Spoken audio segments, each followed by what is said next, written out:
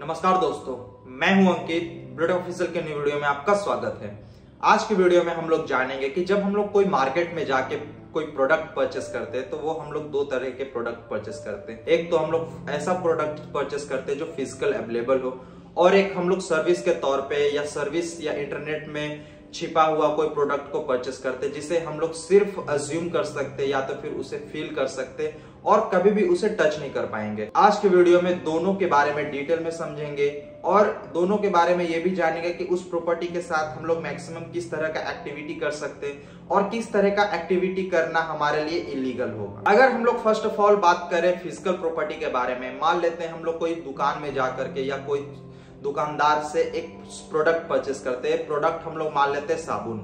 और उस साबुन को हम लोग 10 रुपया 20 रुपया में परचेस करके उसके साथ नहाते हैं या उसको पानी में घोल देते हैं या तो फिर उसे कट कर देते हैं या उसे जला देते हैं या उसे पिघला देते हैं, और वो भी नहीं हुआ तो हम लोग किसी के साथ शेयर कर लेते हैं। वहां पे हम लोग उस साबुन के साथ किसी भी तरह का एक्टिविटी करते हैं और उस पे किसी भी तरह का हमारा रोक नहीं है, क्योंकि हम लोग उसे पैसा देकर के परचेस किए। तो फिजिकल प्रॉपर्टी में तो हम लोग ये समझ गए कि कोई भी प्रोडक्ट या तो फिर कोई भी प्रॉपर्टी ऐसा प्रॉपर्टी जिसे हम लोग टच कर पाएंगे या वो विजिबल हो, या उसे परचेस करने के बाद वो उसका ओनर हम लोग बन जाते हैं या तो फिर उसका मालिक हम लोग बन जाते हैं और उसके साथ हम लोग कुछ भी कर सकते हैं। लेकिन उसके अगेंस्ट एक दूसरा प्रॉपर्टी आता है जिस प्रॉपर्टी का नाम या तो फिर जिस प्रॉपर्टी को हम लोग इंटेलेक्चुअल प्रॉपर्टी कहते हैं। इंटेलेक्चुअल प्रॉपर्टी अगर हम लोग बोले तो वो बोल सकते हैं मूवी,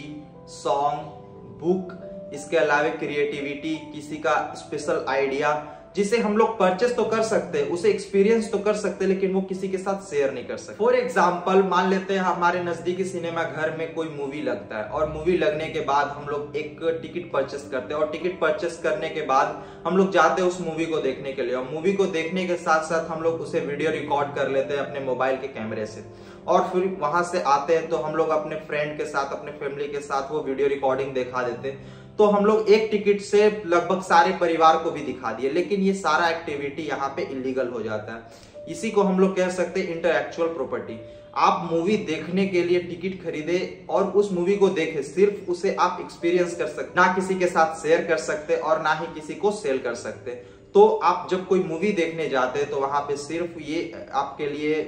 मेन मुद्दा होता है या तो फिर आपका ये सिर्फ राइट्स होता है कि आप उस थिएटर में बैठ के सिर्फ उस मूवी को एंजॉय कर सकते, एक्सपीरियंस कर सकते हैं। और अगर आप किसी भी तरह का फोटो, इसके अलावा वीडियो आप रिकॉर्ड करते तो ये सारा इलीगल एक्टिविटी होता है। उसी तरह से मान लेते हैं कोई OTT प्लेटफॉर्म का हम लोग सब्सक्रिप्शन लेते हैं, और सब्सक्रिप्शन लेने के बाद वहां से डाउनलोड करके और किसी ना किसी तरीके से हम लोग किसी फ्रेंड को शेयर कर रहे हैं या तो फिर किसी फैमिली को शेयर कर रहे हैं, तो वहां पे भी हम लोग कह सकते हैं कि इलीगल एक्टिविटी हम लोग करते हैं, क्योंकि जो सब्सक्रिप्शन का पैसा दिए हैं आप उसे सिर्फ आप एक्सपीरियंस करने के लिए, और वो सिर्फ सेल्फ या तो फिर हम लोग बोल सकते हैं खुद के लिए, और आप किसी के साथ शेयर करते देन वहां पे वो इलीगल एक्टिविटी हो जाता है। और अगर जो इंटेलेक्चुअल प्रॉपर्टी का जो मेन ओनर है या मेन मालिक है, अगर वो चाह जाए तो आपको जेल भी कर सकता है। और ये सारा एक्टिविटी जो हम लोग बोले इंटेलेक्चुअल प्रॉपर्टी में, जब आप कोई मूवी थिएटर में जाते हैं मूवी देखने के लिए और वीडियो रिकॉर्ड करते हैं या कोई सब्सक्रिप्शन में किसी फैमिली फ्रेंड को शेयर करते हैं, तो वो ये सब सारा एक्टिविटी